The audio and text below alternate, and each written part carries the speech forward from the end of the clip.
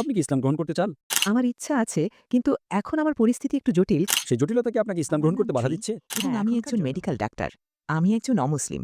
আমি জিজ্ঞেস করতে চাই, যেহেতু আমি জানি যে ডাক্তার বাইবেল এবং কোরআন উভয়ই বিশেষজ্ঞ, আমি অবাক হয়ে ভাবি যে আমাদের কেন মুসলমান হওয়া উচিত, যদি আমরা জানি যে কোরআন এবং বাইবেল দুটোই ঈশ্বরের পক্ষ থেকে। যদি আমি আলোচনার জন্য খোলা থাকি, যদি আমি কিছু বুঝতে বা ধরতে ভুল করে থাকি, তাহলে বাইবেলে কি এমন কোনো মূল্যবোধ আছে যা ভুল? এই বিষয়ে আমার একটি স্পষ্ট ব্যাখ্যা প্রয়োজন। তাই ডাক্তার যদি আমাকে বুঝিয়ে দেন, তবে আমি খুশি হব। ধন্যবাদ। বোন একটি গুরুত্বপূর্ণ প্রশ্ন জিজ্ঞেস করেছেন। তিনি একজন খ্রিস্টান। তিনি বলছেন যে যদি বাইবেল এবং কোরআন দুটোই ঈশ্বরের পক্ষ থেকে হয়, তবে একজন মানুষের কেন মুসলমান হওয়া উচিত? এবং তিনি জানতে চান মিলগুলো কি এবং কি করা উচিত। বোন, গতকাল আমি একটি বয়ান দিয়েছিলাম ইসলাম ও খ্রিস্ট ধর্মের মধ্যে সাদৃশ্য বিষয়ে, এবং আমি অনেক কথা উল্লেখ করেছি। আপনার প্রশ্নের ব্যাপারে যে যদি কোরআন এবং বাইবেল দুটোই ঈশ্বরের পক্ষ থেকে হয়, তবে আমরা কেন মুসলমান হব? বোন, আজ আমি আপনাকে প্রমাণ করেছি যে কোরআন ঈশ্বরের পক্ষ থেকে। তো আপনি কি বিশ্বাস করেন কোরআন ঈশ্বরের পক্ষ থেকে, বোন? হ্যাঁ, আমি বিশ্বাস করি। মাশাআল্লাহ। এখন আপনি যদি বিজ্ঞানের সেই একই পরীক্ষা ব্যবহার করেন, যদি আমি বাইবেলের জন্য ব্যবহার করি, বাইবেল সেই পরীক্ষায় ব্যর্থ হবে। বর্তমানে যে বাইবেল আছে, বোন, আমরা মুসলমানরা যা বিশ্বাস করি, আমরা বিশ্বাস করি ওহী বা আল্লাহর বার্তায় যা নাজিল হয়েছিল ঈসা আলাইহিস সালাম বা যীশু খ্রিস্টের উপর। কিন্তু বর্তমানে আপনার কাছে যে বাইবেল আছে, এটা একটা মিশ্রণ। এতে ঈশ্বরের কথা আছে, এতে নবীর কথা আছে, এতে ঐতিহাসিকদের কথা আছে, এমনকি এতে পর্নোগ্রাফিও আছে। তাই বর্তমান বাইবেল একটা মিশ্রণ। যদি আপনি বিজ্ঞানের পরীক্ষায় ফেলেন বর্তমান বাইবেলকে, আপনি একজন মেডিকেল ডাক্তার। যদি আপনি প্রথম বইটি পড়েন, বুক অব জেনেসিস অধ্যায় ১, এটি বলে ঈশ্বর আলো সৃষ্টি করেছেন প্রথম দিনে। তারপর আরও এগিয়ে গিয়ে বলে তিনি চতুর্থ দিনে সূর্য সৃষ্টি করেছেন। আলোর উৎস সূর্য কিভাবে চতুর্থ দিনে সৃষ্টি হতে পারে, যেখানে আলো সৃষ্টি হয়েছে প্রথম দিনে? এটি আরও বলে সর্বশক্তিমান ঈশ্বর দিনকে শাসন করার জন্য সূর্যকে সৃষ্টি করেছেন, যা বড় আলো, এবং রাতকে শাসন করার জন্য চাঁদকে সৃষ্টি করেছেন, যা ছোট আলো। এখন কোরআনে চাঁদের আলোকে প্রতিফলিত আলো হিসেবে বর্ণনা করা হয়েছে। বাইবেলে তা নিজস্ব আলো হিসেবে বর্ণনা করা হয়েছে। কোনটা সঠিক, বাইবেল নাকি কোরআন? কোরআন। কোরআন বলে আলো প্রতিফলিত, বাইবেল বলে চাঁদের আলো তার নিজস্ব আলো। এটি একটা বৈজ্ঞানিক ভুল। ঈশ্বর কি ভুল করতে পারেন? বোন, ঈশ্বর কি ভুল করতে পারেন? না।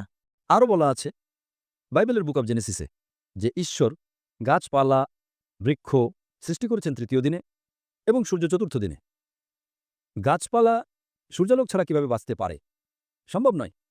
তাই বাইবেলে বিভিন্ন বৈজ্ঞানিক ভুল আছে যা কোরআনে নেই। আপনি ভাবতে পারেন এটি একই রকম। গতকাল আমি শুধু সাদৃশ্যপূর্ণ বিষয়গুলো নিয়েছিলাম। কিন্তু বর্তমান বাইবেল ঈশ্বরের বিশুদ্ধ বাণী নয়। এতে ঈশ্বরের বাণীও আছে, কিন্তু এটা বিশুদ্ধ নয়। যদি আমি আপনাকে এক গ্লাস পানি দিই এবং সেই পানির গ্লাসে আপনার সামনেই আমি 2 ফোঁটা নর্দমার পানি, কালো পানি মিশিয়ে দিই, যখন আপনি নাড়বেন আপনি ময়লা দেখতে পাবেন না। কিন্তু যখন আমি নর্দমার পানি মেশাতে দেখেছেন, আপনি কি সেই পানি পান করবেন? না। শুরুতে পানি বিশুদ্ধ ছিল। আমি আপনার চোখের সামনে 2 ফোঁটা নর্দমার পানি দিয়েছি, আপনি তা পান করবেন না। ঠিক একইভাবে বাইবেল হল ঈশ্বরের বাণী, নবীর বাণী, তার মিশ্রণ, ঐতিহাসিকদের বাণী, এমনকি এতে পর্নোগ্রাফিও আছে। এমনকি যদি আপনি আমাকে $1 মিলিয়ন দেন, যদি আমাকে ইজিকিয়েল 24:24 পড়তে বলেন, ইজিকিয়েল অধ্যায় 24 ভার্স 24, আমি জনসম্মুখে পড়তে পারবো না। এটা পর্নোগ্রাফি। এমনকি যদি আপনি আমাকে $100 মিলিয়ন দেন, আমি পারবো না। তাই বর্তমান বাইবেল ঈশ্বরের বাণী নয়, এটা একটা মিশ্রণ। কিন্তু যীশুখ্রিস্ট আলাইহিস সালাম বলেছিলেন গসপেল অফ জন অধ্যায় নম্বর 16 ভার্স 12 থেকে 14তে, আমার তোমাদের অনেক কিছু বলার আছে, কিন্তু তোমরা এখন তা সহ্য করতে পারবে না। কারণ যখন সেই সত্যের আত্মা আসবেন, তিনি তোমাদের সমস্ত সত্যের পথে পরিচালিত করবেন। এখানে নবী মুহাম্মদ সাল্লাল্লাহু আলাইহি ওয়াসাল্লামের কথা বলা হচ্ছে। তাই সর্বশেষ ও চূড়ান্ত ওহী কুরআন। আগে যেসব ওহী এসেছিল, বোন, সেগুলো নির্দিষ্ট কোনো জনগোষ্ঠীর জন্য এবং নির্দিষ্ট সময়ের জন্য। সেই কারণেই সর্বশক্তিমান ঈশ্বর সেগুলোকে সংরক্ষণ করা উপযুক্ত মনে করেননি। কিন্তু যেহেতু কোরআন ছিল সর্বশেষ ও চূড়ান্ত ওহী, এটা কেবল মুসলমান বা আরবদের জন্য নাজিল হয়নি, এটা সমগ্র মানবজাতির জন্য নাজিল হয়েছে। আল্লাহ বলেন সূরা হিজর অধ্যায় নম্বর 15 আয়াত নম্বর 9। তাই আল্লাহ নিজের উপর দায়িত্ব নিয়েছেন সর্বশক্তিমান ঈশ্বর কোরআনকে সংরক্ষণ করার। তাই এই বর্তমান কোরআন 100% ঈশ্বরের বাণী। বোন, আপনি কি বিশ্বাস করেন ঈশ্বর এক? হ্যাঁ, আমি বিশ্বাস করি। মাশাআল্লাহ। এখন আপনি কি বিশ্বাস করেন যীশুখ্রিস্ট আলাইহিস সালাম ঈশ্বর, নাকি আপনি বিশ্বাস করেন তিনি ঈশ্বরের নবী? যিশু ঈশ্বরের বাণীবাহক। মাশাআল্লাহ। আপনি কি বিশ্বাস করেন নবী মুহাম্মদ সাল্লাল্লাহু আলাইহি ওয়াসাল্লাম ঈশ্বরের বাণীবাহক? হ্যাঁ, আমি বিশ্বাস করি। তার মানে আপনি একজন মুসলমান। কোনো মানুষের ন্যূনতম যে শর্তগুলো প্রয়োজন ইসলামে প্রবেশের জন্য, 1 নম্বর হলো বিশ্বাস করা যে ঈশ্বর এক। 2 নম্বর বিশ্বাস করা নবী মুহাম্মদ সাল্লাল্লাহু আলাইহি ওয়াসাল্লাম ঈশ্বরের বাণীবাহক। আপনি প্রশ্ন করেছেন কেন একজন খ্রিস্টান মুসলমান হবে? কারণ ইসলামে আমাদের যীশুখ্রিস্ট আলাইহিস সালামকে সম্মান করতে হবে। যখনই আমি তার নাম নিই, আমাকে বলতে হবে তার উপর শান্তি বর্ষিত হোক। ইসলামই একমাত্র অখ্রিস্টান ধর্ম যা যীশুখ্রিস্ট আলাইহিস সালামকে বিশ্বাস করাকে ঈমানের অংশ মনে করে। কোনো মুসলমান নয় যদি সে যীশুখ্রিস্ট আলাইসাল্লামকে বিশ্বাস না করে। আমরা বিশ্বাস করি যে তিনি আল্লাহ সুবহানাহু ওয়া তাআলার সর্বশক্তিমান ঈশ্বরের অন্যতম একজন মহান নবী ছিলেন। আমরা বিশ্বাস করি যে তিনি অলৌকিকভাবে কোনো পুরুষের হস্তক্ষেপ ছাড়া জন্মগ্রহণ করেছিলেন। আমরা বিশ্বাস করি যে তিনি অন্ধজন্মা এবং কুষ্ঠরোগীদের ঈশ্বরের অনুমতিতে সুস্থ করেছিলেন। তাই আমরা একসাথেই আছি, কিন্তু আমরা বিশ্বাস করি না যে তিনি ঈশ্বর। তাই যদি আপনি খ্রিস্টান থেকে মুসলমান হন, তবে আপনি অপমানিত হচ্ছেন না। আমরা সব নবীকে বিশ্বাস করি, Adam, Noah, Abraham, Moses, Jesus, Muhammad. সবাইকে। কিন্তু যদি একজন মুসলমান খ্রিস্টান হয়ে যায়, খ্রিস্টানরা নবী মুহাম্মদ সাল্লাল্লাহু আলাইহি সাল্লামকে বিশ্বাস করে না। বুঝতে পারছেন? তাই ইসলাম হলো শেষ, এবং ইসলামের সর্বশেষ নবী হলেন মুহাম্মদ সাল্লাল্লাহু আলাইহি সাল্লাম। যেহেতু আপনি বিশ্বাস করেন ঈশ্বর এক, বিশ্বাস করেন নবী মুহাম্মদ সাল্লাল্লাহু আলাইহি সাল্লাম একজন বাণীবাহক, বিশ্বাস করেন নবী যিশু একজন বাণীবাহক, আপনি কি ইসলাম গ্রহণ করতে চান? আমার ইচ্ছা আছে, কিন্তু এখনকার জন্য Sorry?